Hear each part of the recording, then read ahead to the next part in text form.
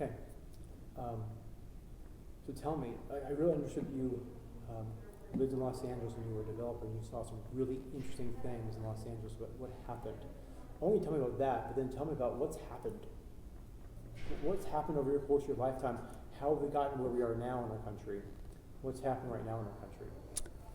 That's a very intriguing question because it's multifold. But I spent a 40-year period in commercial real estate business in downtown Los Angeles, and it morphed into a situation that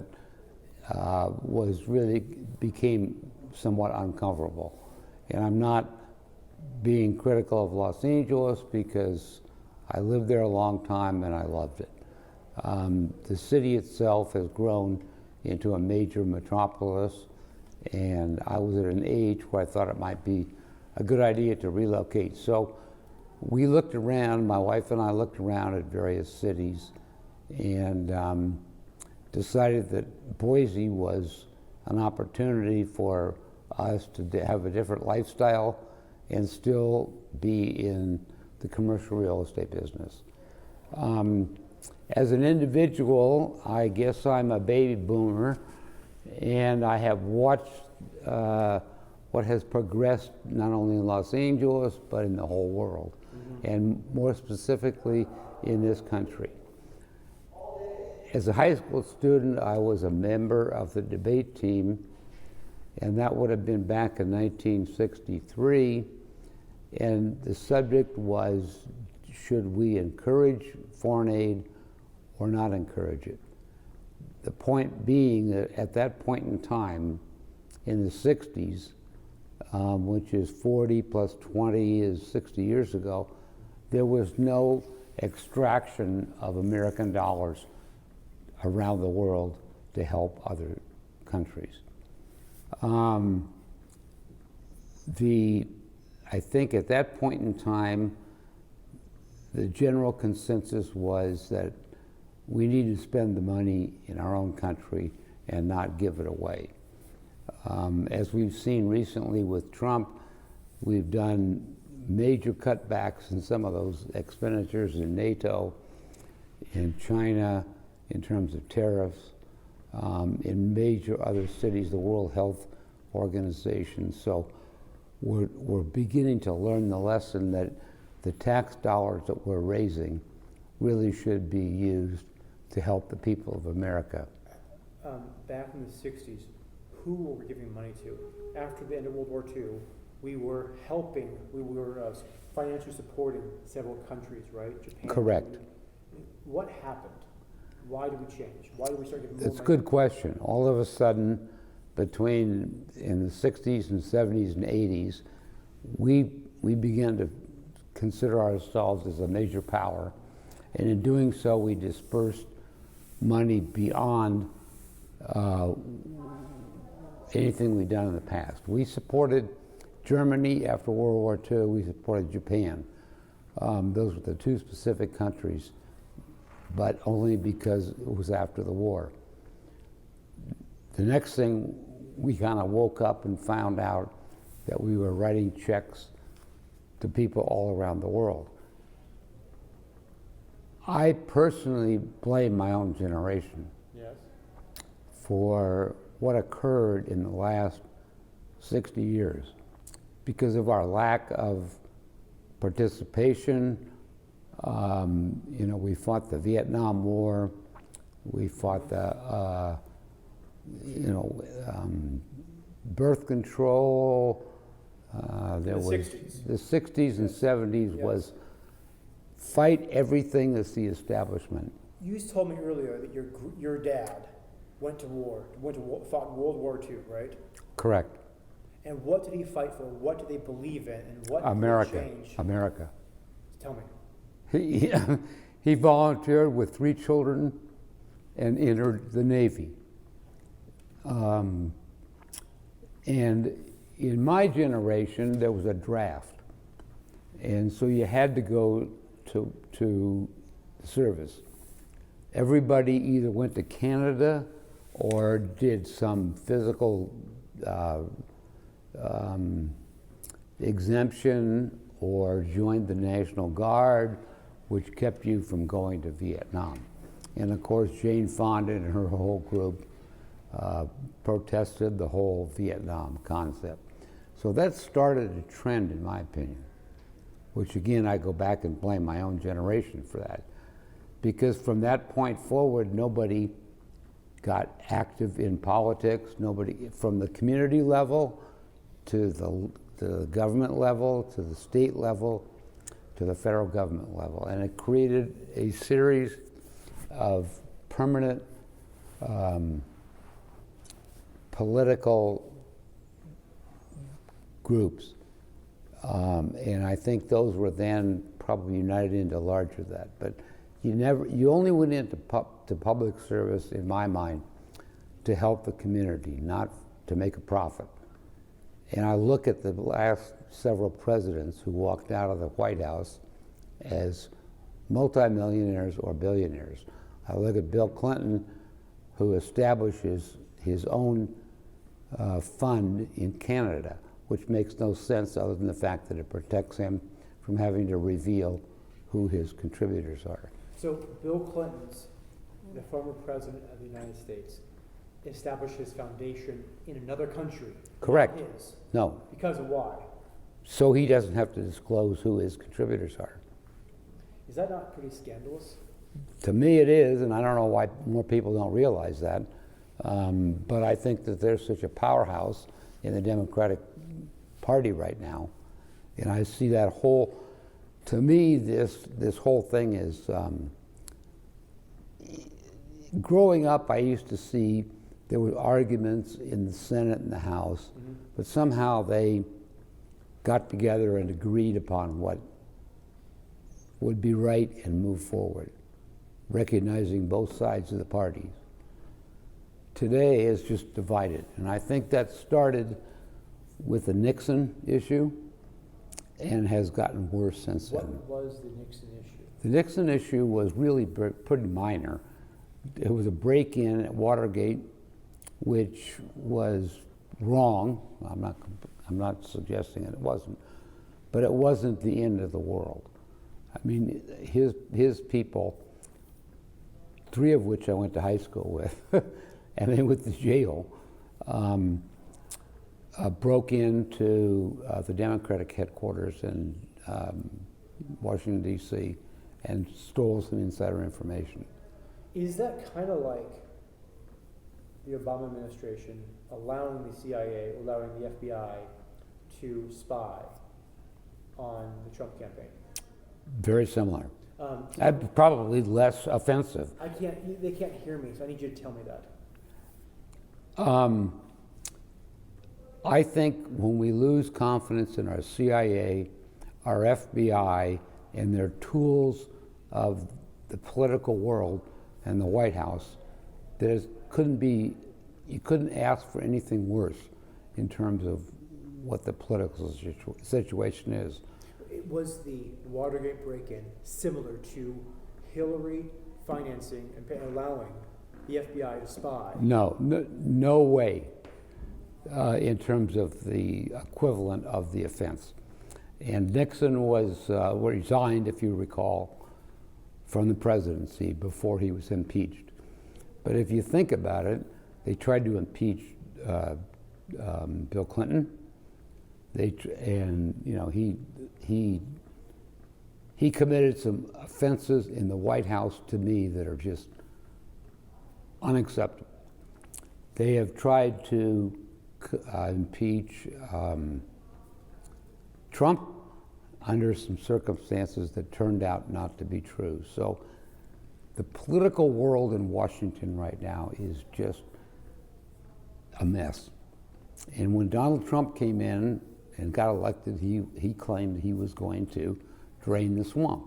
He had no other alternative reasons. I mean, how does Barack Obama buy a beautiful home in Washington, D.C. after never having a job other than being a politician? And he's buying a multi-million-dollar home. Mm-hmm. The only president that I think has walked out of the White House in my lifetime is Jimmy Carter without any money. So nobody is exempt from all of this. Were you saying, I didn't get clear, how, and what level of severity did you take the FBI and whoever, and under the Obama administration, apparently Obama knew about the FBI spying on the Trump campaign? Correct. How severe, what level of severity did you take that to be? The worst. Okay, so when I asked you if the Watergate scandal was like the FBI and Obama administration spying on Trump, you said they were not comparable. You meant what? That the I FBI meant that spying the Watergate was kids' games compared to compared to the White House using the FBI to investigate their opponent's campaign. They're not even the same. yeah. Not even in the same league. Why? Because one thing, Nixon probably did not have control over what his kids were doing, so to speak. Second of all, they were amateurs. He didn't have the FBI investigating things who are supposedly skilled in these kind of items. It's between 1 and 50. What do you? But it did cost Nixon the presidency, Right. but for a very minor issue. And then they investigated him and they found out all these tapes and they found out he liked to use foul language and a lot of things, and they sent all those people to jail. Yeah. Haldeman, Ehrlichman, they all went to jail.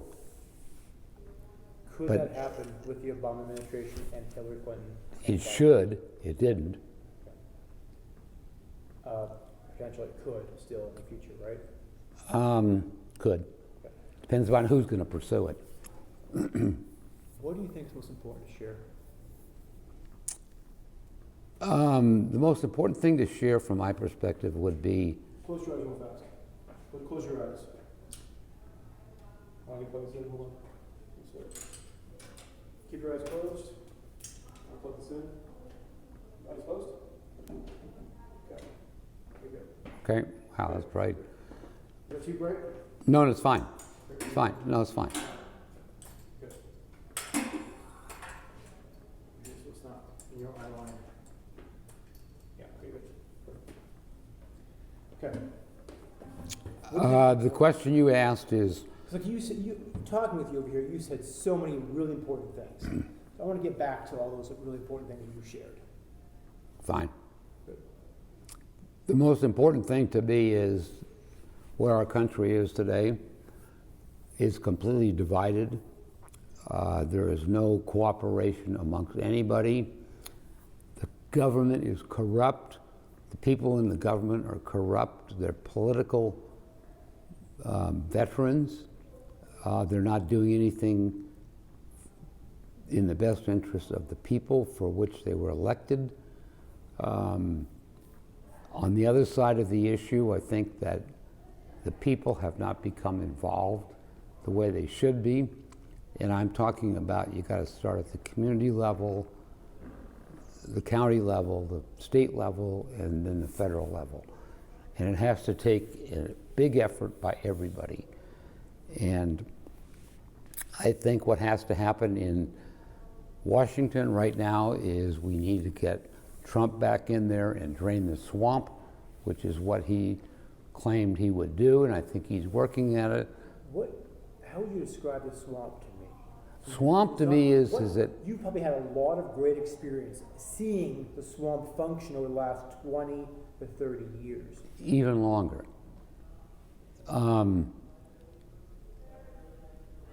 The people who are elected because it's a financial bonanza for them.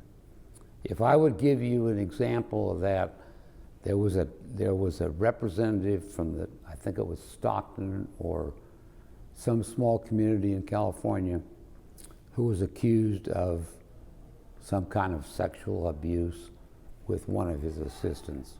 He had been a State Farm representative in Stockton. All of a sudden, he's in Washington. He's got access to hundreds of thousands of dollars or even more in, in political contributions. And he's there all by himself with no responsibility to answer to where those monies are spent. Who was this guy? I don't remember his He was in name. Stockton. He was a Stockton House of Representative. So that's an example of all of a sudden how some guy can raise a lot of money with no answers to be made to, nobody to answer to, and live. He probably had a wife and 3 children living in Stockton, and now he's in Washington in a powerful position, access to all kinds of money, and no responsibilities to report to anybody, and he runs around with a whole bunch of his staff members.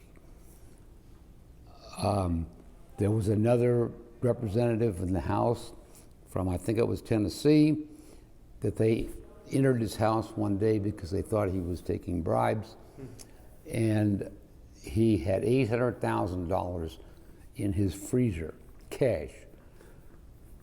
And I think his name was George Washington. Not the George Washington you and I know. But the point is, this is continuous. I mean, there's 2 just minor examples of, you know, and these guys are voting to give beneficiary provisions to contractors and sue everybody else, and they're taking bribes in order to do it. And the whole system needs, there's no reason for any politician to serve more than 4 or maybe 8 years. Doesn't exist. He's out of touch with reality. Because they're not. Why are they out of touch? Why are they out of touch with reality? Well, because they're now financially well set. They don't go back to their communities. I'm going to be interested, and I'm a Republican, to watch what happens to Mitch McConnell, who's been in there, 40 years, and can't figure out how to make a deal with Nancy Pelosi. I mean, come on. It's not that hard. You just have to give and take. And I'm not saying that Nancy Pelosi's right, but this has been going on for at least a year now. And my guess is he hasn't been back to his hometown other than to visit his house in the 40 years he's been involved. But I think you must have a lot of experience and understanding about what's happened to people, the culture of America over the last 50. Well, I think the people and the culture of America has denigrated substantially. But I think there's now a wake-up call. And I think that Trump is responsible for making that wake-up call. I think the Clinton administration was corrupt. I don't think George W. Bush was corrupt, but he just kind of let things go on. I think the whole political scene since the 50s or 60s has eroded into this horrible situation that we're now faced with. And I think if we don't get a bulldog like Donald Trump, it's going to continue on. And I think that's, I mean, for me to think that this country would become a socialist country, if you looked at what happened in Europe after World War II, France, maybe not Germany, but England, all the rest of them eroded away into a socialist kind of a situation where their economies became dead. And it was better off to take money than to make a participation. And the U.S. gave lots of countries, foreign countries, lots of aid. Correct. How was that connected with, did they become socialist, and were they able to become socialist because the U.S. was giving them lots of aid? What happened? I'm sure it's a combination of the two. I would suspect that, first of all, they started they were broke, all those countries, after the war, and we probably provided them some substance.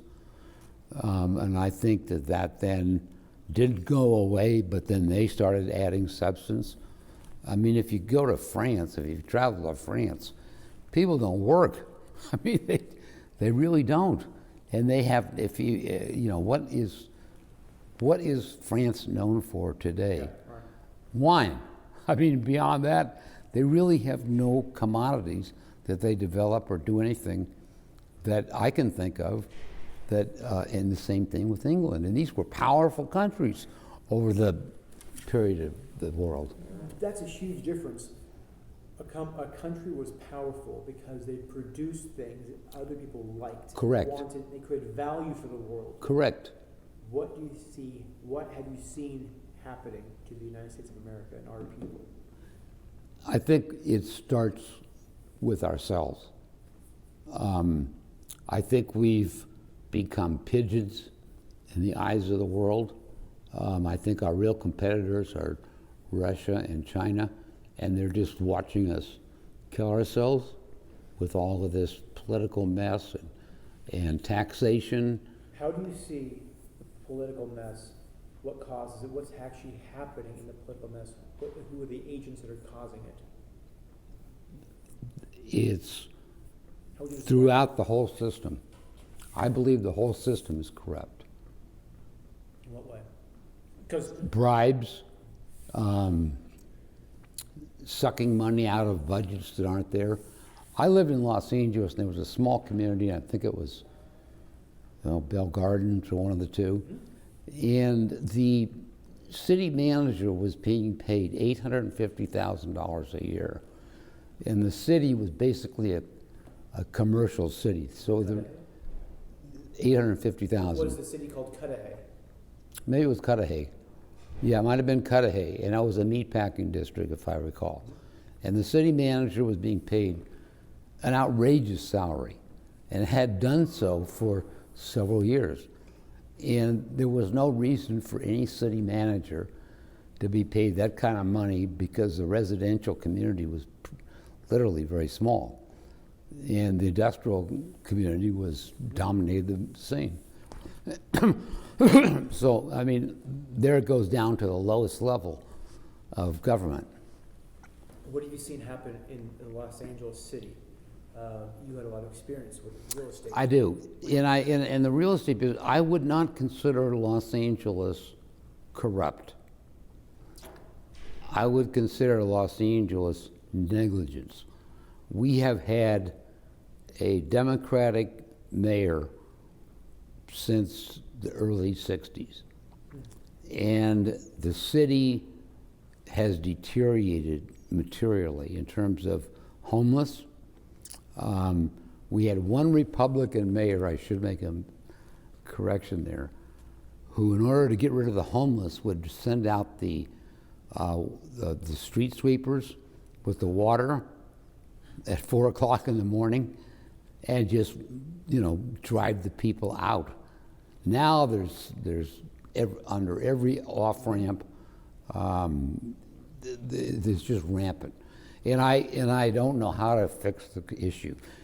And I don't think anybody does. First of all, it could be a family who would be, and it's not racist, it's a family, whose husband might have been in construction, got laid off, whose wife might have worked for a bank and got laid off, and they had 3 children. And all of a sudden they have no income. And they're homeless. And they're living underneath the freeway lamp. I mean, I don't know how you correct that issue. I know you can't throw them off the street. Everybody seems to think that the homeless is a medical issue, that they either have drug addiction or they're mentally not well or whatever. I think it's more simple than that, to tell you the truth. Right. I think it's just a fact of life. So I don't know how you correct it, but it needs to be corrected. And if the money is going to be spent, I'd rather put it, rather than in a politician's pocket, and get these people reestablished, because they're good people. These are not bums. But I think once you get used to being homeless, you just give it up. And I'm very concerned about that. I was thinking about moving to Portland until I drove around the city and I saw the homeless up there, and it's minor compared to Los Angeles, but it was big in my mind, and I could think this is only going to get worse. And Because isn't the solution to have people around that family, around that dad, around that wife, help them back on their feet? correct, Help them, there's no other solution besides people in the community, in the church, helping them. Correct. Or it has to be a communal organization around them. yeah, it has to be a small organization, and it has to work one-on-one. Yeah. But it also entails money. Yeah. Somebody has to come up with the money. You have to get them back in an apartment, get their mental state back to a situation where they feel comfortable, they're not beaten down, they realize that there's not the end of the world, and they can move forward. So if you have a church, okay, I'm a Christian. Correct. If you have a church, and there's enough people in there that are producing good things, they can share charity, they can give to that family in need and help them back on their feet. Yeah, Potentially, a government could give, from the larger city, could give money to an organization and give money to the family, right? doesn't work that way. Doesn't work that way. Churches are better. The solution doesn't work that. It's not all just about money. If you and I were sleeping under a bridge every night, Right. and somebody were to hand us a check, we'd probably go out and buy drugs. I meant that the church or relationship, a family, Connection. people that are connected in relationships to a community, like a church. If they're in a church, then the church members can help that family back on Correct. their feet, and they can donate their money to that family. Correct. Or you have a situation like an organization that could develop a community and bring those. Has to be done on a small Right. scale, And one then by one. potentially the city could funnel money into that organization to those families. Yeah, but I'm not a big component or proponent of giving money to the government to dole out to somebody else. Because then they think, oh, that's where the free money is. I'm gonna Correct. get it. Now, I'm going to give you one other example in this unemployment issue that we have right now, which is huge, caused by no reason other than this coronavirus, Yes. where millions of people are unemployed. At every single level, they're unemployed. The government was giving them, I think it was $600 a week, something in that category. $2,400 a month subsidy, and it ran out. And I would suggest that those millions of people that were getting that kind of money, and I'm not a proponent of welfare, but to me that's not welfare. That's It's emergency money. emergency money, and it needs to be extended. Yeah. And the Republicans, of which I'm one, and Mitch McConnell, have been fighting it. And now these families can't pay their rent, they can't exist, they can't buy food, they can't do anything. And the argument is that they were making more money not working than they were working. Well, you know what? That may be part of the problem. But not everybody who's in that tens of millions of people unemployed was working as a waitress. Okay, there were people who were gainfully employed. And I mean, I think the government, they shut these companies down. This is a particular interesting situation because the government mandated their shutdown. Therefore, they need to mandate their pay. That's my feeling, and I'm not a big proponent of handing out money, but these people are screwed. I was going to say something else, but I didn't. But I mean, they are out at the end of a limb with nothing. What's your worldview? How would you describe how you approach the world? How did your dad approach the world? How did they believe? How do you believe?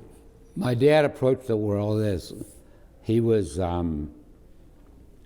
very, well, at age, let's see, 45 less 10, age 35 with 3 children, he volunteered to go in the Navy to protect our country. So that's how he viewed the world. He passed those values on to me. I had a hard time because I was in college when the Vietnam War came up. I had a hard time understanding all this objection to the Vietnam War.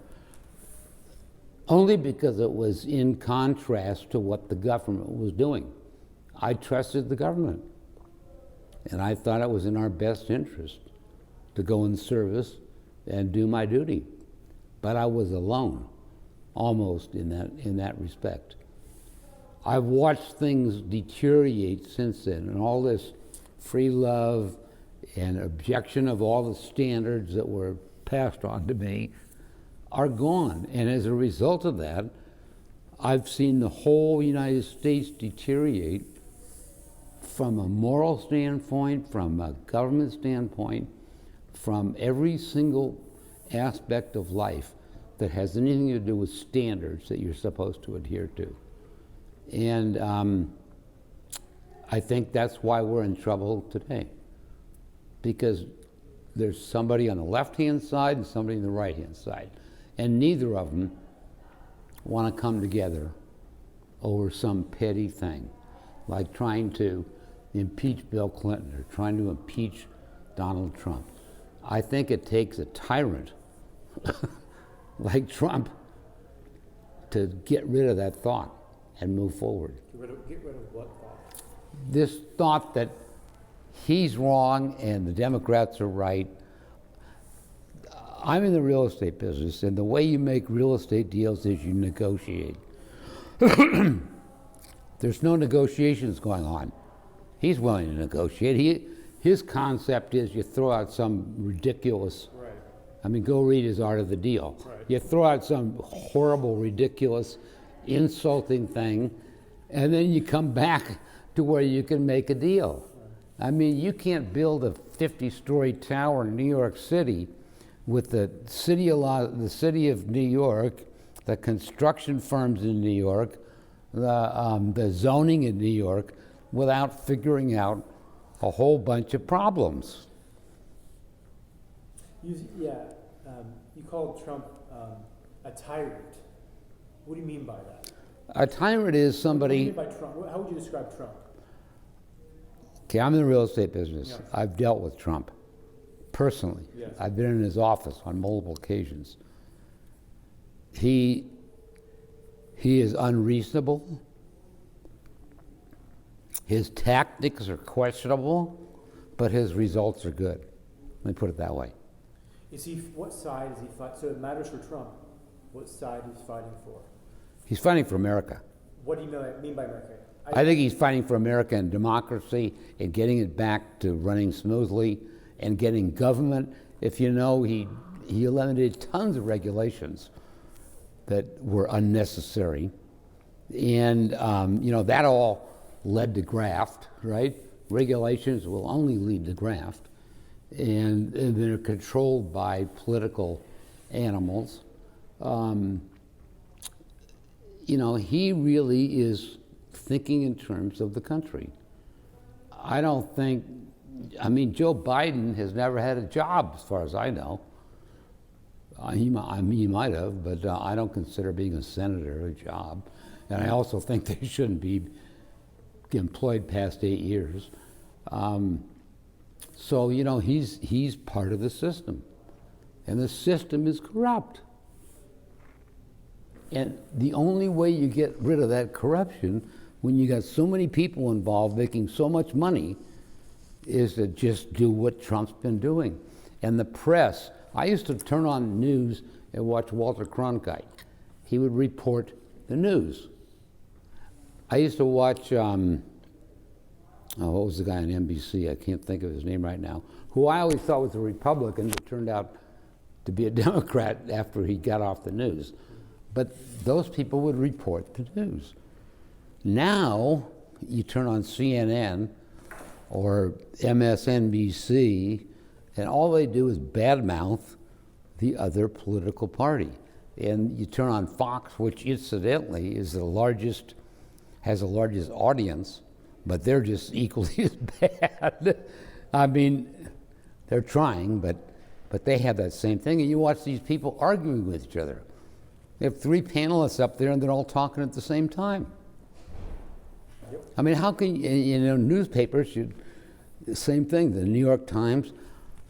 When I was growing up in Los Angeles, the Los Angeles Times was run by a Republican family, the Chandlers. Yeah, I actually know them. Yeah. Yeah. And then they sold it, and they sold it to the Chicago Tribune, and the thing flipped. I mean, it wasn't the same newspaper. So, you know, the reports that the Americans are getting are not accurate. I don't think. That's one of the most important aspects of the whole thing. And you know, I mean, Trump, as rude as you can get in telling him you're a bad reporter or you're fake news or shut up, I don't want to listen to you anymore. As rude as he is to the press, I think he's right. It is fake news. What vision for the world and America does Trump believe in? And for the individual American. I think he's for the individual American. And if you look at his numbers in terms of who elected him, it was not you and I. I mean, we might have participated, but it was middle America, the Midwest, you know, the people who were making less than $100,000 a year, whatever, and that's where he was effective. Why do they like him? Because I think they agreed with what he told them. What did he tell them? He told them if the government was corrupt, he told them, I want to make America great, and he told them what they wanted to hear. Is it true that the government is corrupt and that most people are not able to make as good of living as they used to, where their effort does not produce as much result? Correct. Anymore? Yeah. Tell me that. I think most people, I'll give you a very specific example. I moved to Idaho 2 years ago for a variety of reasons. But if you're 35 years old and you're an attorney and you're making $250,000 a year, and your wife is an accountant and she's making $250,000 a year, so you're making $500,000 a year. You have to pay $2 million for a home, and your taxes are at least 60% of your gross income, and your children are going to school and it's costing you $10,000 per child per year. You're broke. Think about that. You're making $500,000 a year and you're broke. So it's fair to say that the left, Antifa, BLM, the communists, the fascists, they want to say America's broken. Correct. And it actually is, but it's broken because of them, because of government intrusion. Exactly. So they are the problem, and they're saying their solution, but they can't be both. They can't. They are the problem. That, I'm on camera right now. Oh, hey. You're on the what? I'm on camera. I know, but I need my keys. I have to go for a COVID test. Okay, just a minute. Let me.